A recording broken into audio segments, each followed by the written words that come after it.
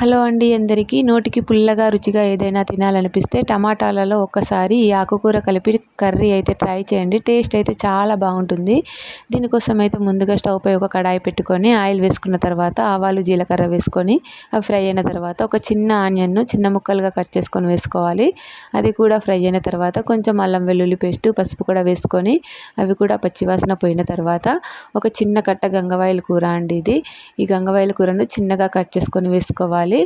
వేసుకున్న తర్వాత ఒక 5 మినిట్స్ లో ఫ్లేమ్లో ఉడికించుకుంటే ఇది కొంచెం మగ్గిపోతుంది. ఇది మగ్గిన తర్వాత ఇవైతే టమాటాలు పండినవండి. నేనైతే 4 టమాటాలను తీసుకున్నాను. టమాటాలు కూడా కట్ చేసుకొని వేసుకొని కలుపుకొని మూత పెట్టుకొని ఒక 5 to 6 మినిట్స్ లో టు మీడియం ఫ్లేమ్లో టమాటాలు మెత్తబడే వరకు అయితే మగ్గించుకోవాలి. మీరు కావాలంటే గరిటెతో ఇలా టమాటాను స్మాష్ కూడా చేసుకోవచ్చు.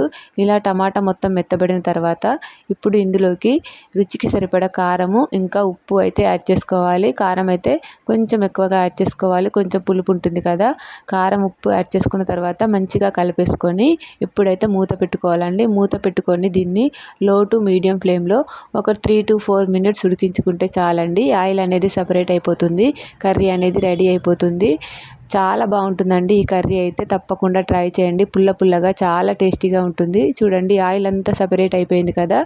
ఇప్పుడైతే మళ్ళీ ఒకసారి కలిపేసుకొని స్టవ్ ఆఫ్ చేసుకోవడమే. ఎంతో చాలా సింపుల్ కర్రీ.